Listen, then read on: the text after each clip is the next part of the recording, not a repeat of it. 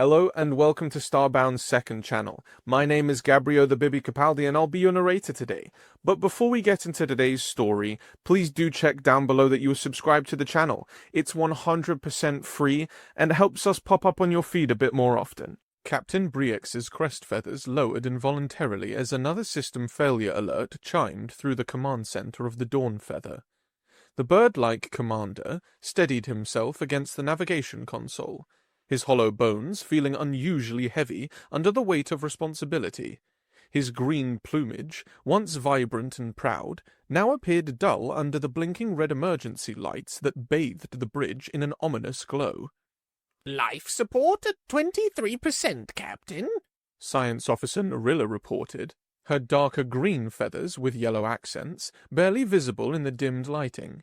Her specialized ocular implants glinted as she scanned the readouts, the mechanical additions somehow enhancing rather than detracting from her avian features. "Estimated survival time, 1 day." Briex ran a 5-fingered hand over the physical controls of his command station, taking comfort in the tactical sensation of switches and dials beneath his feathered digits. The Hexarians had always preferred mechanical interfaces, not from technological limitations, but from deep cultural belief that a warrior must feel their vessel as an extension of their own body. Now, that vessel was dying around them. "And the fleet?" he asked, though he already knew the answer. Narilla's sharp amber eyes met his. "We are the fleet now, Captain."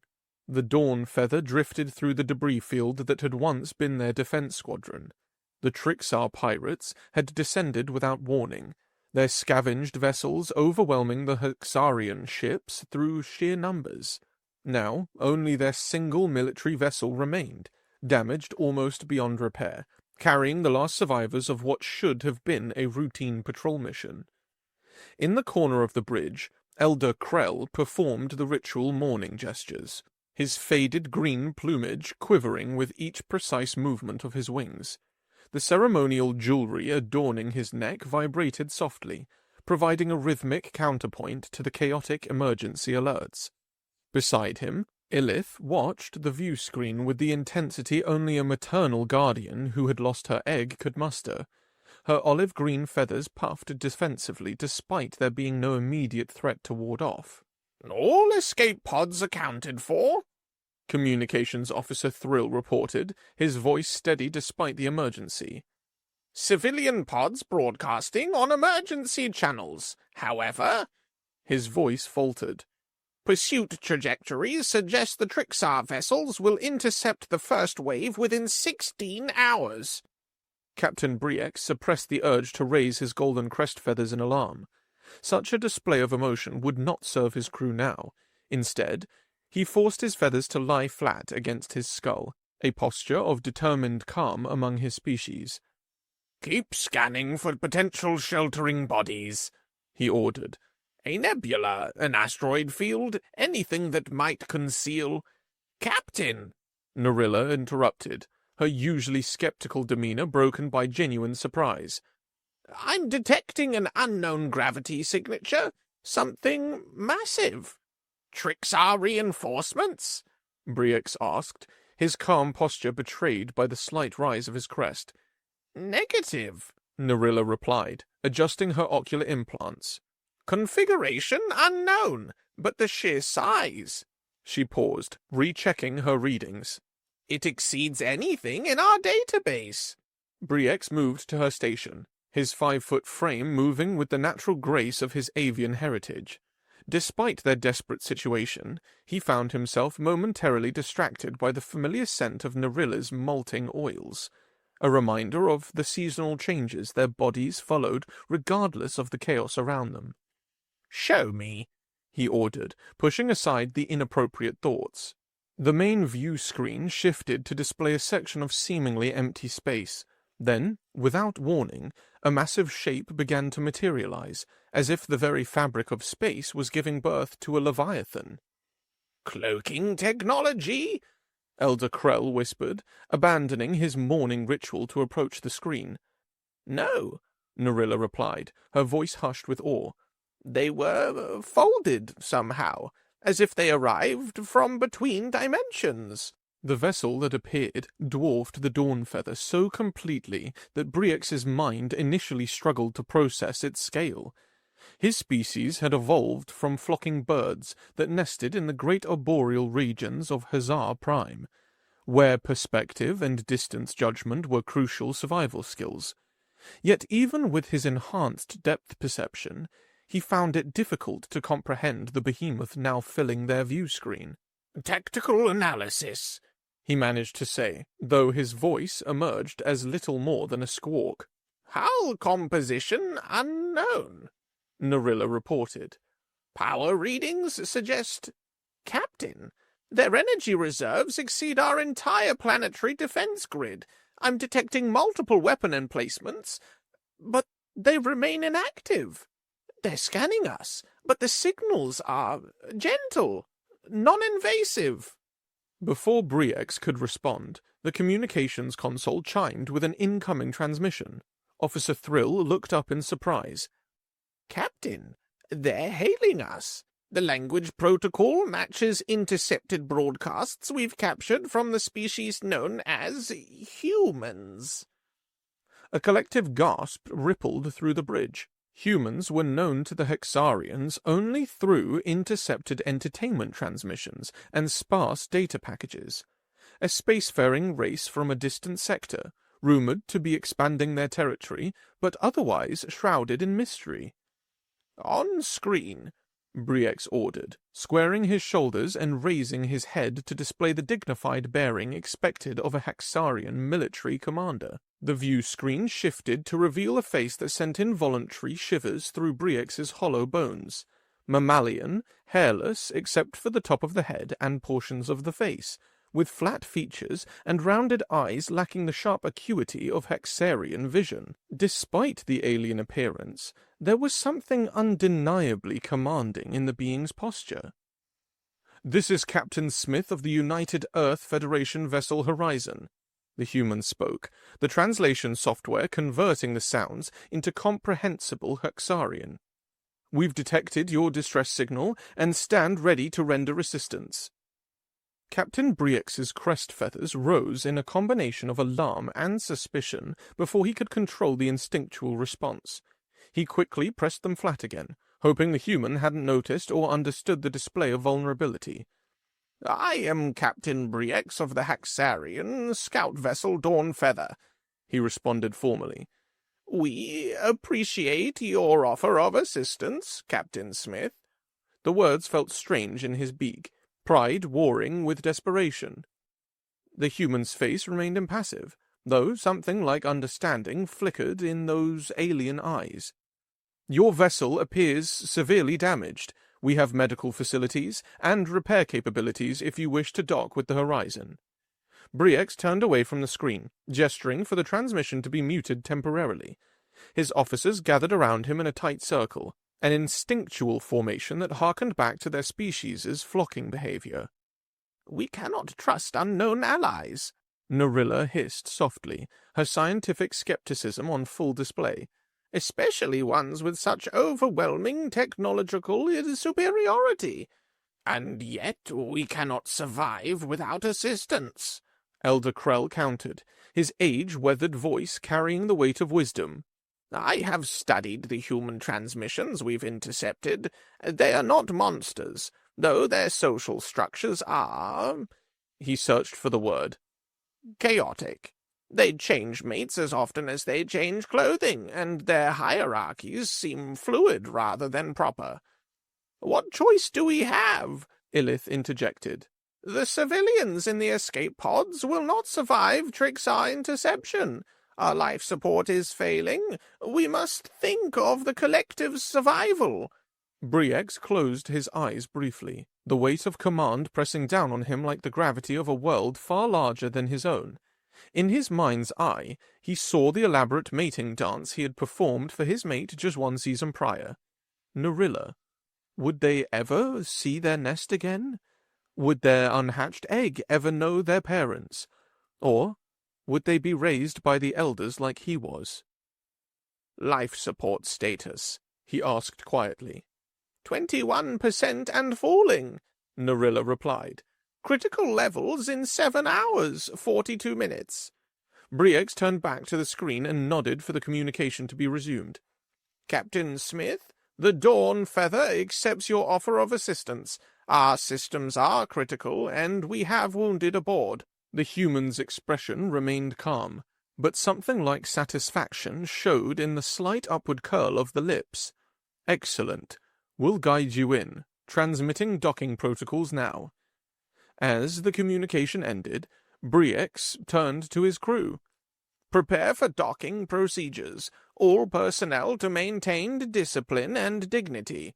Remember, we represent the Hexarian people. We must be respectable to our helpers. The bridge crew returned to their stations, a new energy infusing their movements despite their exhaustion. Only Narilla lingered by Briex's side. Captain, she said quietly, maintaining professional restraint. According to these readings, the human vessel it's over 3 kilometers in length. Briex felt his crest feathers rise involuntarily once more. Impossible. Confirmed by multiple sensor arrays, Narilla insisted.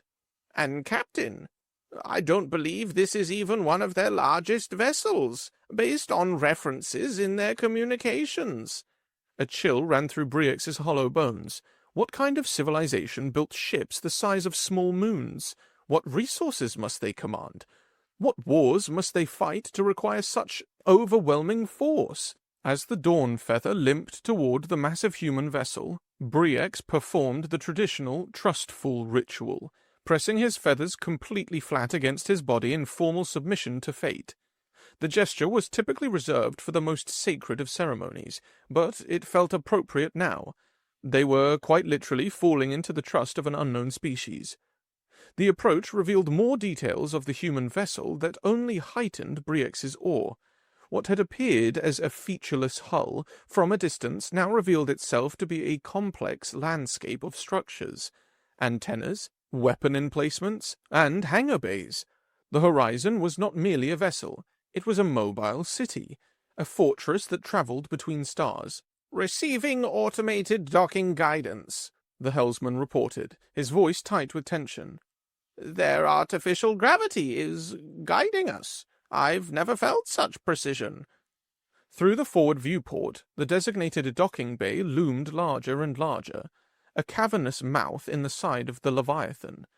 Briex realized with a start that the bay alone could house the entire Hexarian defense fleet, had it still existed. All personnel prepare for docking, he announced shipwide, his voice steady despite the tremor he felt in his chest. We are about to make first contact with the humans.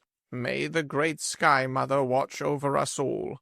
As the Dawn Feather crossed the threshold into the horizon's docking bay, Briex felt as though they were being swallowed by a predator beyond imagining. Yet the gentle guidance of the gravitational beams, the methodical approach of the docking procedures, suggested not a predator consuming prey, but perhaps a parent sheltering a child. The thought was both comforting and terrifying. The Dawn Feather settled onto the docking platform with a gentleness that belied the damage to its landing systems. Inside the docking bay of the horizon, Briex felt disoriented by the sheer scale of the chamber. It wasn't just large, it was cavernous, with multiple vessels of various designs secured in designated berths. Repair drones hovered around some of them, their mechanical arms moving with uncanny accuracy.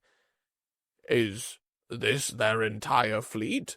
Elder Krell whispered, his weathered feathers trembling slightly as he peered through a viewport. "No," Narilla replied, the data scrolling across her ocular implants. "According to their transmitted schematics, this is a secondary docking bay, one of 17 aboard this vessel." A collective murmur of disbelief rippled through the gathered crew. 17 docking bays of this size on a single ship was beyond comprehension for the Hexarians, whose largest space stations could barely accommodate such extravagance. "Receiving atmospheric composition data," the environmental officer reported. "They're adjusting their bay to match our requirements. temperature rising to our preferred 30 degrees Celsius. Briex felt a flutter of appreciation at the consideration. The humans were not just offering aid, they were accommodating the Hexarians' biological needs. It was a level of hospitality he hadn't expected from aliens known primarily through old entertainment broadcasts. "Prepare the delegation," he ordered, turning to face his officers. "Myself, Science Officer Narilla, Elder Krell, and Illith will represent our people. The remaining crew will stay aboard and begin emergency repairs with whatever assistance the humans offer." As the designated representatives gathered at the main airlock, Briex found himself instinctively extending a wing toward Narilla before catching himself and maintaining professional decorum. Their personal relationship, though known to the crew, was not something to be displayed during such a critical diplomatic moment. Still, he couldn't help but notice the slight ruffling of her feathers in acknowledgement of his aborted gesture. "Remember," Elder Krell intoned, his ceremonial jewelry clicking as he adjusted his position, "humans have different social protocols. They do not recognize crest displays or wing gestures. We must adapt our communication." "And maintain our dignity," Illith added, her defensive posture never quite relaxing since the loss of her egg. "We are not beggars, merely temporarily disadvantaged allies." Briex appreciated the sentiment, though allies struck him as presumptuous. They were strangers, potential friends at best, and helpless refugees at worst. The airlock cycle began, the hissing of equalizing pressure oddly comforting in its familiarity amid so much strangeness. When the outer door slid open, Briex found himself face to face, or rather, face to chest, with the second tallest being he had ever encountered. The human stood easily a full head and shoulders above him, and Briex had to tilt his head upward to meet the alien's gaze. The human had dark skin and close-cropped hair, wearing a uniform that seemed to emphasize function over ornamentation. "Lieutenant Marcos," the human introduced himself with a slight bow. "Welcome aboard the Horizon. I've been assigned as your liaison during your stay with us." His translator rendered his words into perfect Hexarian, though Briex could detect the original sounds beneath the translation, flat and without the musical trills of his own language. "Captain Briex of the Dawn Feather," he responded, performing the abbreviated wing-spread greeting appropriate for first meetings. "This is Science Officer Narilla, Elder Krell, and Clutch Protector Illith." Each Hexarian acknowledged the introduction with their own wing gestures, though Briex noted the confusion that briefly crossed the human's face. "Please forgive our lack of familiarity with your greeting customs," Lieutenant Marcos said with what appeared to be a genuine expression of regret. "We've had limited contact with your species." "As we have with yours," Elder Krell interjected, his aged voice carrying unexpected strength. "Your assistance is appreciated, Lieutenant Marcos." The human's lips curved upwards slightly, a smile, Briex recalled from their studies of intercepted broadcasts, a sign of pleasure or amusement. Though without the natural display of feathers, it seemed strange to Hexarian sensibilities.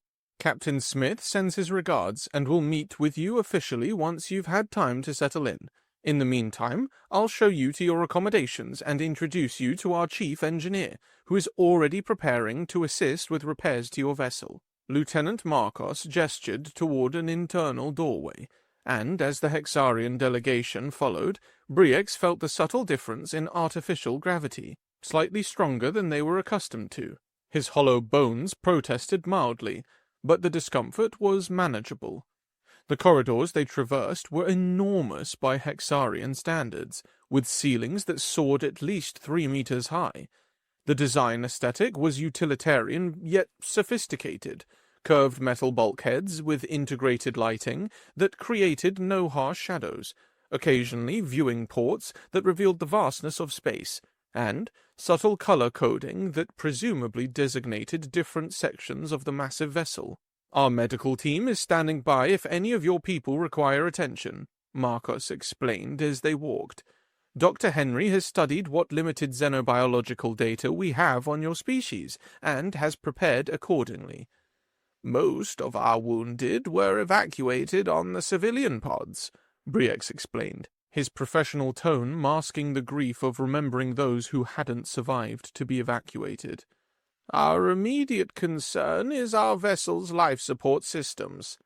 Understood. The chief engineer is eager to meet you. He's...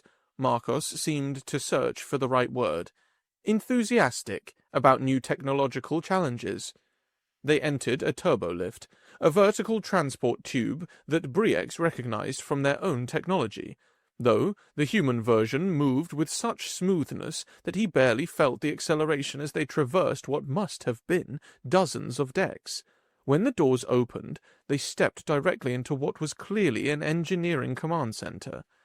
A smaller human with brown skin and hair, pulled back into a tight arrangement, stood surrounded by floating holographic displays, his hands moving through the projections. He turned at their arrival, his face lighting up with an expression of unmistakable excitement. "The Haraxians! Welcome, welcome!" He approached quickly, then stopped himself, seeming to remember protocols.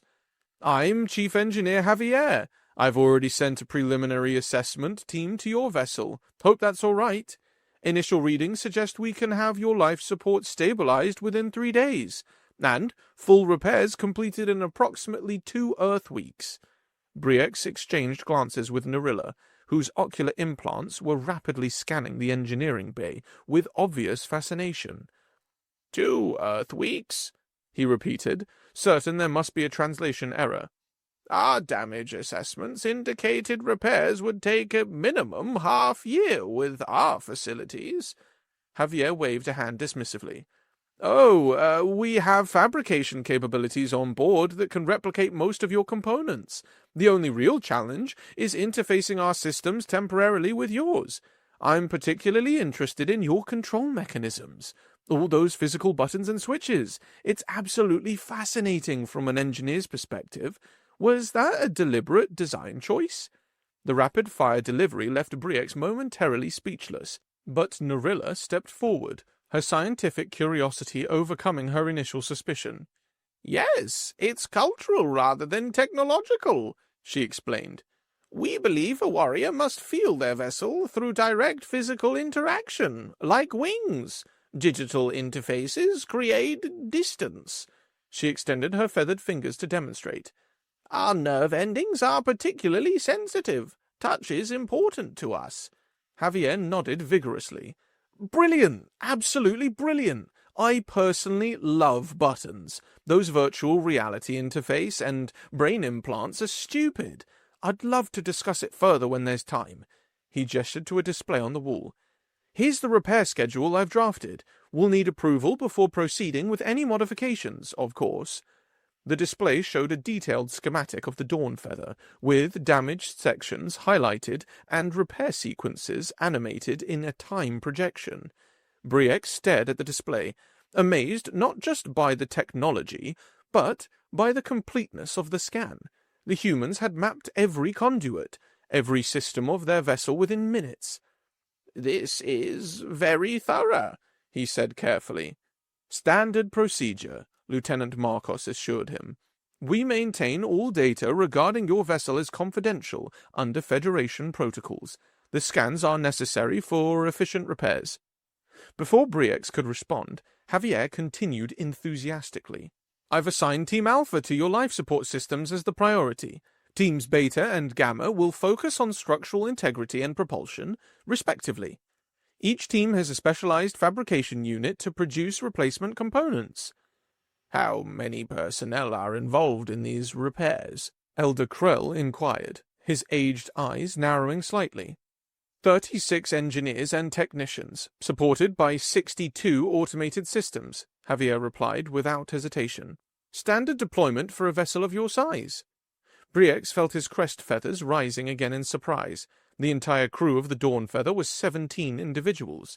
The humans were assigning more than twice that number just for repairs, and treating it as routine.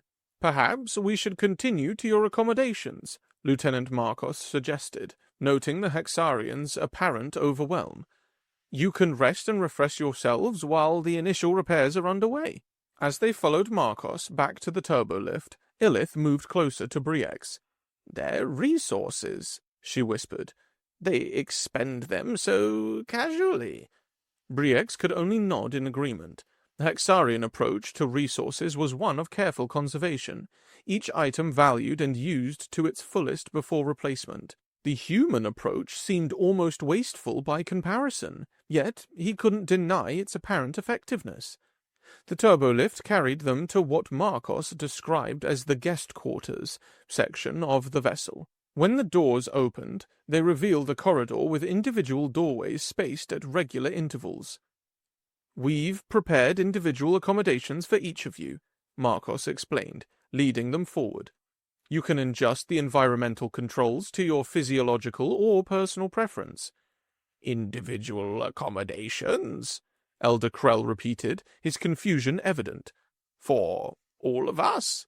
Marcos nodded. "Yes, every crew member and passenger aboard the Horizon has private quarters." The concept was so foreign that, for a moment, the Hexarians simply stared at the human. In their culture, only the highest-ranking officials might have private sleeping quarters, and even then, most preferred the comfort of communal spaces that reflected their evolutionary history as flock creatures. "Is something wrong?" Marcos asked, noting their reaction. No, Briex hastened to assure him. "It's just different from our customs. We typically share living spaces." "Ah, I see." Marcos seemed to consider this information. "We can certainly rearrange if you prefer communal quarters. The rooms are connected by internal doors that can be left open." "That's unnecessary," Elder Krell nodded, his ceremonial jewelry clicking with the movement. "Though your consideration is appreciated." Marcos guided them to the first room, and as the door slid open, Briex couldn't surpass a small chirp of surprise. The chamber was spacious, with furnishings that could accommodate avian physiology. Environmental controls were prominently displayed, along with what appeared to be a food preparation station and private washing facilities. "This is for a single individual?" Narilla asked, her ocular implants scanning the room rapidly. "Standard guest quarters," Marcos confirmed. "Is it inadequate?" "Quite the opposite," Briex replied, stepping into the room and feeling the perfect temperature embrace his feathered form. "On our vessel, this would be the captain's quarters, and considered luxurious at that." Marcos seemed pleased by this. "The connecting doors can be left open between the rooms to create a communal space. If you need anything else, the communication panel by the entrance will connect you directly to me. After you've had time to rest, I'll return to escort you to a formal reception with Captain Smith." As the human departed, the 4 Hexarians moved through the interconnected rooms, opening all the doors as suggested to create a space that better suited their communal instincts.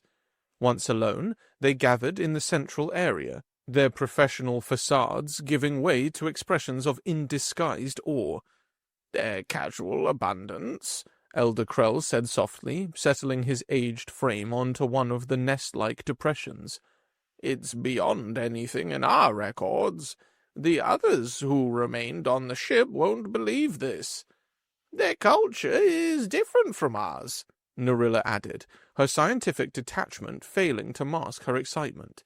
"Those holographic interfaces in engineering, responsive to the smallest gesture, yet capable of displaying complex data in 3 dimensions. And their size," Ilith noted, her defensive posture finally relaxing slightly in the safety of private company. "I felt like a nestling again, looking up at beings so tall." Briex moved to a viewing port that dominated one wall of the chamber, staring out at the starscape beyond. From this angle, he could see part of the Horizon's hull stretching away into the distance, weapon emplacements and sensor arrays dotting its surface like the technological equivalent of a forest canopy. "We must be careful," he said finally, turning back to face his companions. We know nothing about their politics, their true intentions. This ship, its size, its capabilities, it wasn't built for peaceful exploration alone. They offer help without demands," Elder Krell added. "What if they say we are in debt later?" "They aren't doing it now." Narilla moved to stand beside Briex, close enough that their feathers brushed lightly.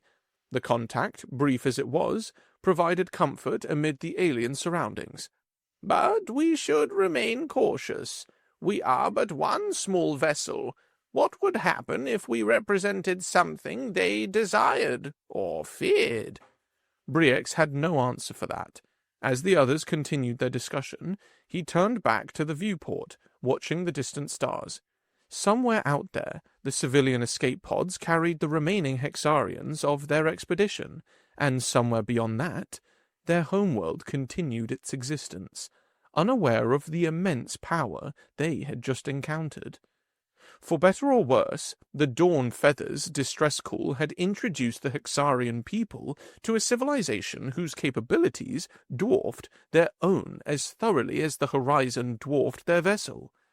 And Briex couldn't shake the feeling that this encounter would change everything for his species. As if summoned by his thoughts, a soft chime sounded from the communication panel, and Lieutenant Marcos's voice filled the chamber. "Captain Briex, Engineer Patel reports that life support restoration on your vessel is proceeding ahead of schedule. He also requests permission to study your manual control interfaces more closely, as he finds them absolutely fantastic. You can deny it if you want. He is just an obsessed nerd." Despite himself, Briex felt his beak curve in the Hexarian equivalent of a smile. Perhaps there was hope for understanding between their species after all. "Permission granted," he replied. "And please convey our gratitude for the swift assistance." As the communication ended, Briex caught Narilla watching him, her head tilted in the gesture that, between mates, could indicate concern and affection. "We will survive," she said softly, "as our species always has." Briex nodded, his crest feathers relaxing slightly. "Yes," he agreed, "but I wonder if the humans have any idea how much this means to us." Lieutenant Marcos returned precisely 2 hours later, giving the Hexarians just enough time to rest, but not enough to grow anxious. Briex had used the time to compile a status report on the Dawn Feather and organize his thoughts about the unprecedented situation they found themselves in. His crest feathers had finally settled into a neutral position, though they still moved occasionally when he contemplated the scale of the human vessel surrounding them. "Captain Smith is ready to receive you on the bridge," Marcos announced, after they had acknowledged his entry chime. "Your vessel's life support has been restored to 60% capacity, and the civilian escape pods have been located. The Horizon has dispatched 2 scout vessels to assist them." Briex exchanged a quick glance with Narilla, whose ocular implants flickered as she processed this information. "Are the pods safe? No Trixar interceptions?" "Safe. No Trixar presence yet," Marcos replied with reassuring confidence. "Our scouts will reach them well before any potential interceptors. Captain Smith will brief you on the details. He will meet you on the bridge." The bridge of the Horizon was a cavernous chamber with a domed ceiling displaying an enhanced tactical projection of nearby space. The command center was made of many individual alcoves, with specialized stations positioned at regular intervals, all facing a central raised platform where a huge orb showed a complex diagram of the ship. Captain Smith stood waiting for them in one of the alcoves. Smith was the tallest human Briex had yet encountered. With silver hair and a bearing that spoke of decades of command experience, a ceremonial sidearm hung at his hip, and in one hand he carried a small container that emitted a rich, bitter aroma.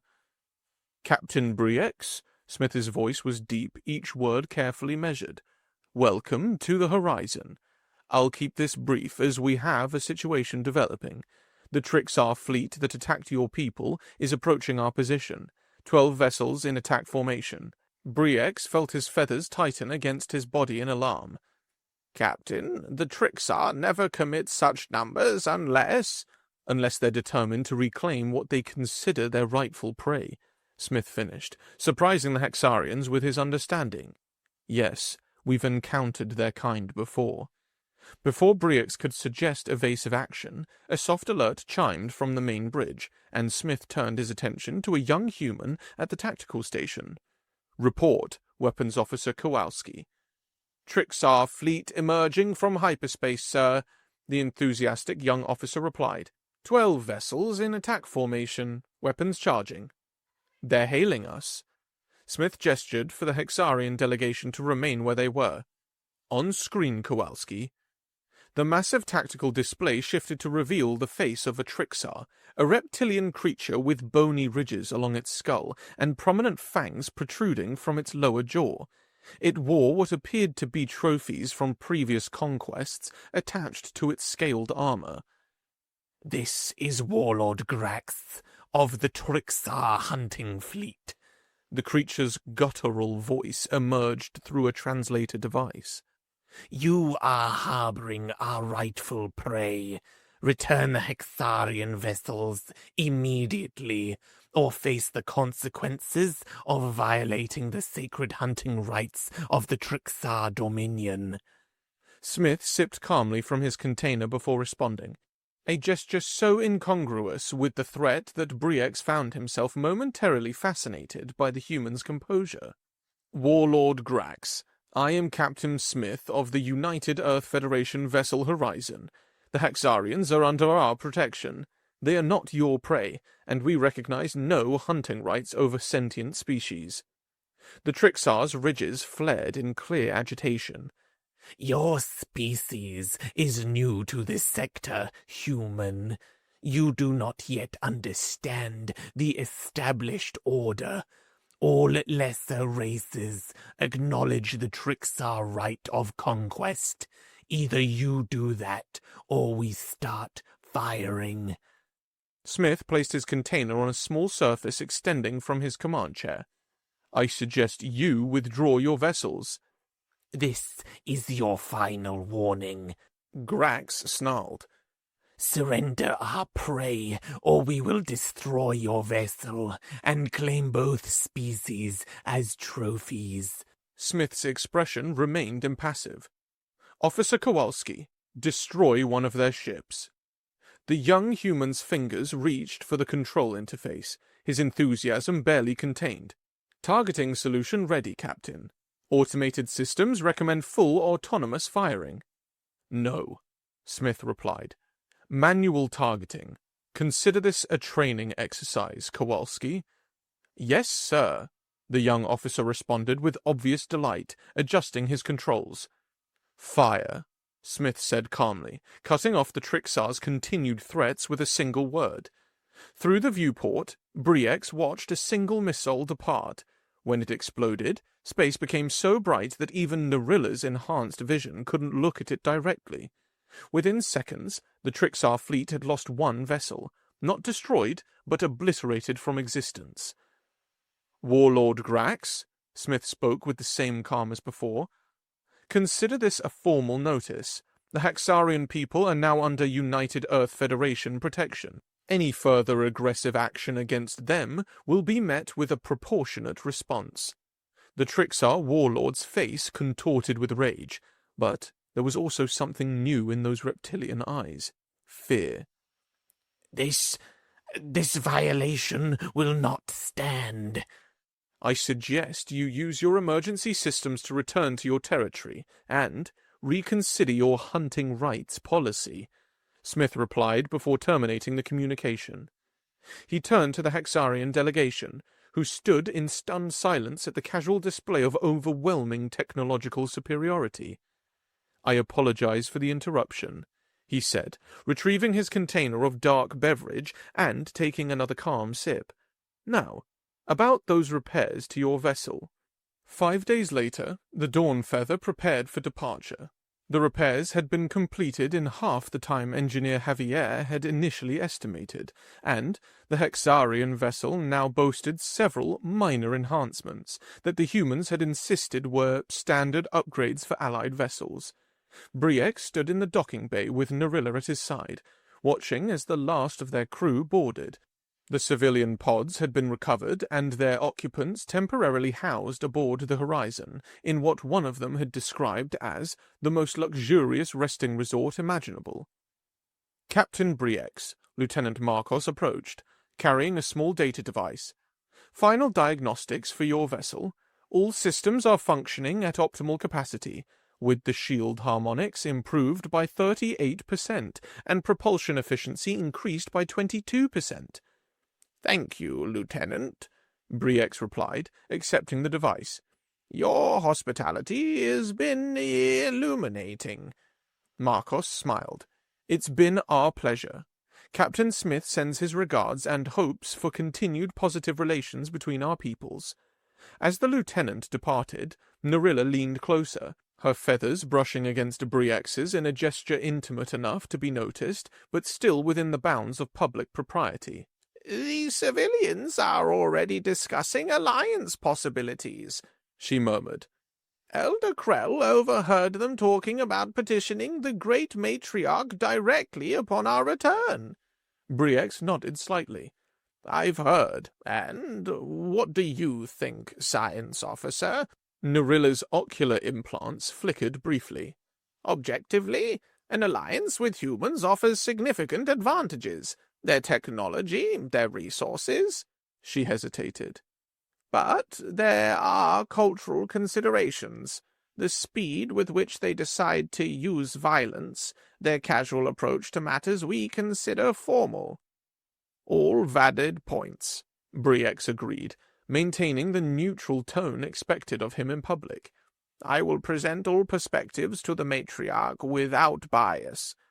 Narilla tilted her head in the gesture that only he would recognize as affectionate skepticism. "Of course you will, Captain."